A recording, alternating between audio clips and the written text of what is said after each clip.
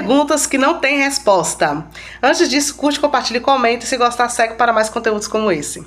O mundo todo tem perguntas que muitos criam teorias, mas não tem resposta a essas perguntas, respostas concretizadas. Por exemplo, a primeira é: quem criou Deus? A gente que tem fé vai responder: Deus sempre existiu. Mas na verdade essa pergunta não tem uma resposta concreta. Muitas pessoas vão criar teorias, mas ainda assim não responde a pergunta. E aí, qual a sua teoria sobre isso? Responde aí nos comentários. A segunda pergunta é: existe vida em outros planetas?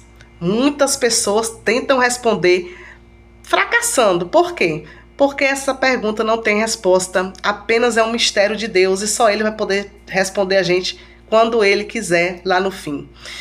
Porque muita gente vai colocar o seguinte pensamento: Deus criou vários planetas, mas por que Ele só povoou a Terra? Qual o sentido, então, de criar os outros planetas se não era para morar ninguém? Né?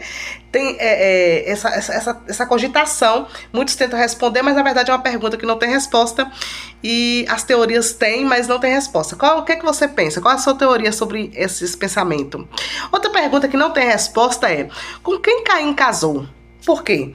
Se naquela época só existia a família de Adão e Eva na Terra, e porque Deus criou Adão e Eva e só existia eles, por que então que Caim foi para outro lugar e lá casou-se com a mulher? Então existia vida na Terra já? Ou será que Caim casou com a filha dos anjos caídos? Porque tem essas duas teorias, mas também não são comprovadas. É um mistério que só Deus vai poder responder. Mas e você? Qual é a sua teoria sobre essa pergunta que não tem resposta concretizada? Bom, outra pergunta que muitas pessoas fazem é: por que Deus não mata logo Satanás se Deus é tão poderoso? A gente que tem fé e crê sabe que Deus é poderoso, né?